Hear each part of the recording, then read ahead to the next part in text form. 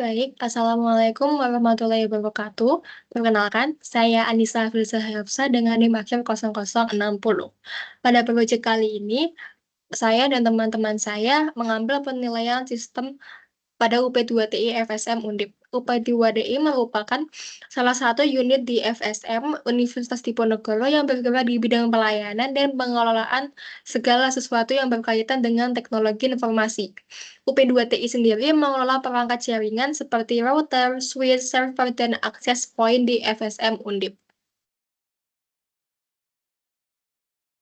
Kemudian untuk latar belakang penentuan desain faktor sendiri, seluruh desain faktor yang telah dianalisis sebelumnya, mulai dari desain faktor 1 hingga desain faktor 10, dirangkum menjadi satu dan menghasilkan sebuah desain tata kelola. Nilai yang diberikan untuk setiap faktor desain atau desain faktor pada tahap sebelumnya menggambarkan tujuan yang ingin dicapai oleh suatu perusahaan, serta batasan-batasan yang terkait dengan teknologi informasi yang dimiliki. Dapat disimpulkan, terdapat 5 core model yang memiliki nilai di atas atau sama dengan 50.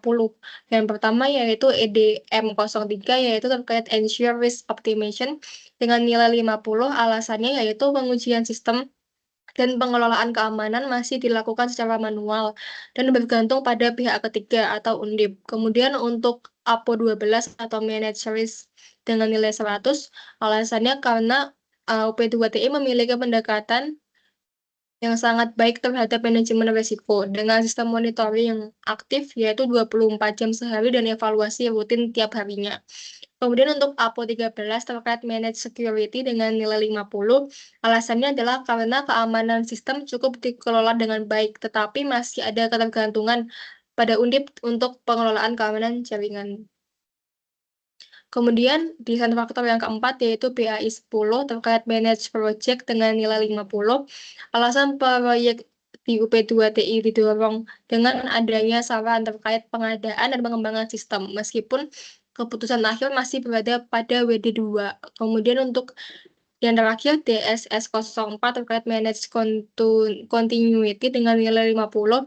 Alasannya adalah terdapat pemantauan yang baik terkait kelangsungan layanan TI, namun belum ada perencanaan pemilihan yang sepenuhnya otomatis. Kemudian untuk pemilihan domain, di sini saya dan teman-teman saya memilih BAI 10, yaitu Manage Control. Manage Control sendiri ini dinilai dari setelah kita mengetahui bahwa ada 5 GMO yang memiliki nilai di atas atau sama dengan 50, langkah selanjutnya adalah menentukan target yang sesuai untuk setiap GMO berdasarkan kondisi di UP2TI. Penentuan target ini sangat penting karena akan memberikan fokus dan strategi yang diambil oleh UP2TI dalam rangka mencapai tujuannya. Yang pertama tadi yaitu BAI 10. Dipilih karena masih terdapat ruang signifikan untuk perbaikan dalam pengelolaan proyek. Saat ini pengelolaan proyek UP2TI masih melibatkan banyak proses manual, termasuk pada aspek pengembangan sistem, kemudian keputusan akhir juga masih di tingkat WD2 dengan berfokus pada BAI 10, UP2TI dapat mendorong otomatisasi pengelolaan proyek dan meningkatkan efisiensi serta akurasi dalam pengembangan dan implementasi sistem. Hal ini juga akan membantu memastikan bahwa proyek-proyek strategis UP2TI diselesaikan tepat waktu dan sesuai anggaran sejalan dengan tujuan organisasi. Kemudian yang selanjutnya ada APO 12, dipilih karena UP2TI sudah menunjukkan keunggulan dan dalam pendekatan manajemen risiko dengan sistem monitoring aktif dan evaluasi rutin. Proaktifnya UP2TI dalam menangani potensi risiko dan ancaman terhadap sistem teknologi informasi menjadi fondasi yang kuat untuk memastikan keberlanjutan operasional. Kemudian penilaiannya sendiri, saya memilih BAI 10 dengan activity 02. Yang pertama yaitu identify and classify CIS and populate the repository dengan nilai yaitu largely achieved. Alasannya adalah telah melakukan identifikasi dan klasifikasi item konfigurasi yang menjadi aset utama dalam infrastruktur TI. Aktivitas ini menunjukkan tingkat pengelolaan yang sudah cukup baik, namun masih terdapat kekurangan yaitu dokumentasi repositori yang belum sebenarnya konsisten atau terstandarisasi, sehingga UP2TI ini tuh masih sulit untuk memastikan bahwa perubahan pada CIS dicatat secara terstruktur. Tidak ada mekanisme pembaruan otomatis atau alat bantu yang dapat memastikan keakuratan dalam repositori konfigurasi. Kemudian yang kedua yaitu ada create, review, and formally agree on configuration baseline of a service application or infrastructure. Nah, untuk penilaiannya sendiri masih sama, yaitu lastly achieve, karena UP2TI telah membuat baseline konfigurasi untuk beberapa perangkat kritis. Baseline ini digunakan sebagai referensi untuk mendeteksi perubahan atau penyimpangan. Namun, proses review dan penyepakatan baseline ini dilakukan tanpa prosedur formal atau alat bantu yang dapat memastikan konsistensi. Belum ada proses formal yang melibatkan berbagai pihak terkait untuk dapat menyepakati perubahan pada baseline, sehingga masih bisa menimbulkan potensi kesalahan atau konflik.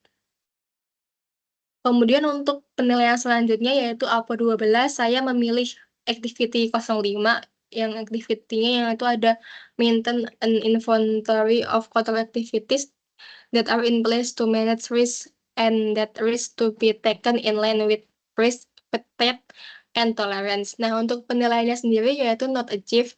Alasannya adalah karena UP2TI ini masih belum memiliki inventaris formal aktivitas pengendalian risiko yang komprehensif.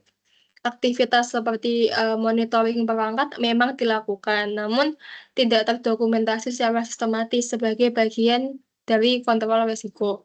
Kemudian tidak adanya upaya untuk memetakan aktivitas pengendalian ini terhadap pernyataan risiko tertentu atau risiko agregat. Hal ini pastinya akan dapat menyulitkan organisasi untuk memahami hubungan antara aktivitas kontrol dan risiko IT yang spesifik. Kemudian yang kedua yaitu determine whether its organizational entity monitors risk and accept accountability for operating within its individual and portfolio tolerance level. Nah, untuk penilaiannya sendiri masih not achieved, karena tidak ada mekanisme yang memastikan bahwa setiap entitas organisasi itu dapat secara aktif memantau risiko atau bertanggung jawab atas tingkat toleransi risiko. Pengelolaan risiko itu juga masih bisa dibilang cenderung dilakukan secara reaktif berdasarkan insiden yang sudah terjadi. Jadi tidak ada mitigasi risikonya terlebih dahulu, bukan melalui pemantauan dan analisis risiko yang proaktif. Kemudian yang selanjutnya ada define a balanced set of project proposals designed to reduce risk and our project that enable strategic enterprise opportunities considering cost or benefit effect on the current risk profile and regulation.